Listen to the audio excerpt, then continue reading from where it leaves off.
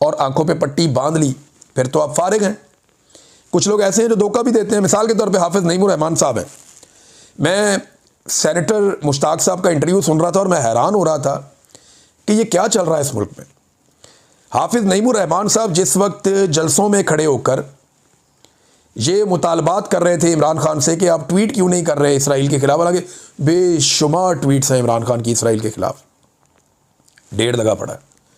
ट्वीटों का एक लंडा बाजार है और ट्वीटों से कुछ नहीं होता। इमरान खान ने बहुत ट्वीट किए, बड़े स्टेटमेंट दिए हुए हैं और सबको उनकी पोजीशन पता है। उन्होंने कहा इमरान खान साहब ने कि जनाब ये फ़लस्तीनियों को उनका हक मिल जाए, उसके बाद आप अगली बात करें। इमरान खान साहब ने एक दफ़ा नहीं कई मरतबा कहा।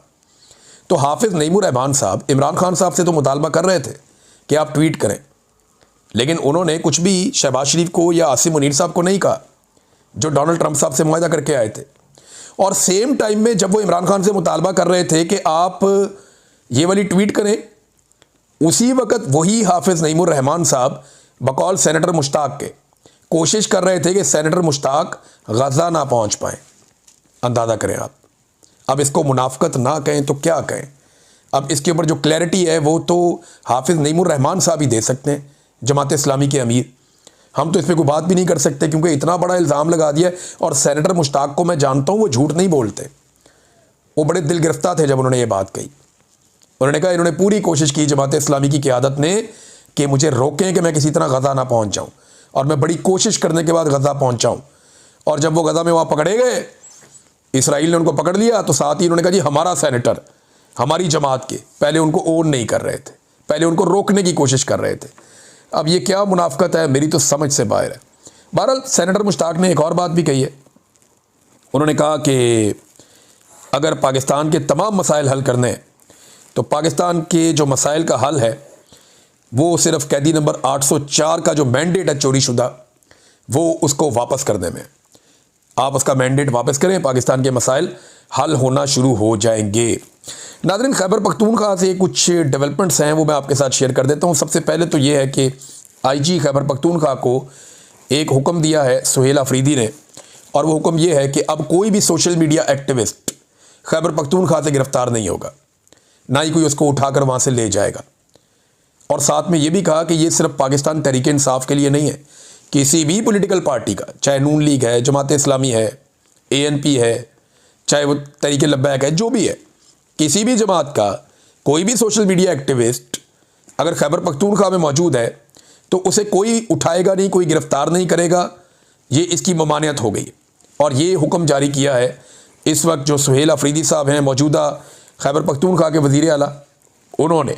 उसके अलावा उनके एक और बयान से ये पता चलता है कि जो धांधली करने वाले ब्यूरोक्रेट थे, जिन्होंने ये प्रिजाइडिंग ऑफिसर लगे हुए थे, रिटर्निंग ऑफिसर्स लगे हुए थे, जिन्होंने धांधली में बड़ा किरदार अदा किया था, गंडापुर पे बड़ी तनकीद हुई जब वो वज़ीर आला बने तो उन्होंने उनके खिलाफ कोई एक्शन नहीं लिया।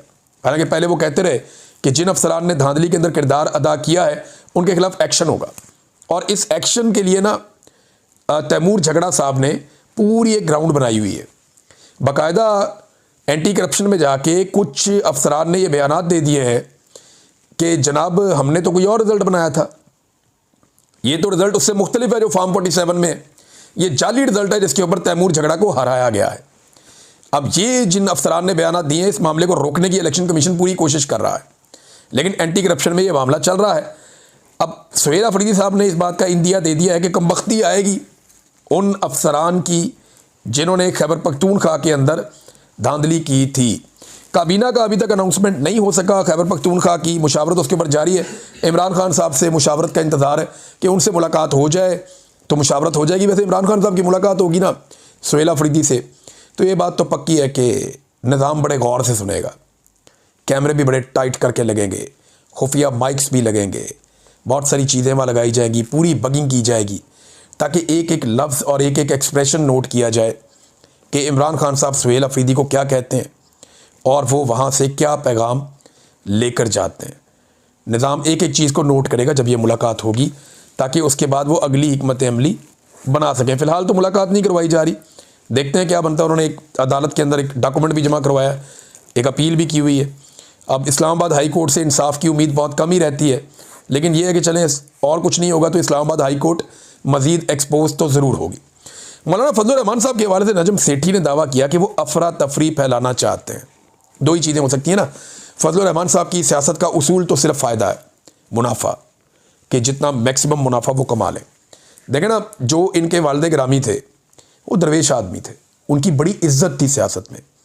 फजलुर रहमान साहब ने सियासत में इज्जत से ज़्यादा कामयाबी, यानी उन्होंने इज्जत को कामयाबी नहीं समझा, उन्होंने समझा कि जितनी मैक्सिमम पोजीशंस आप ले सकते हैं।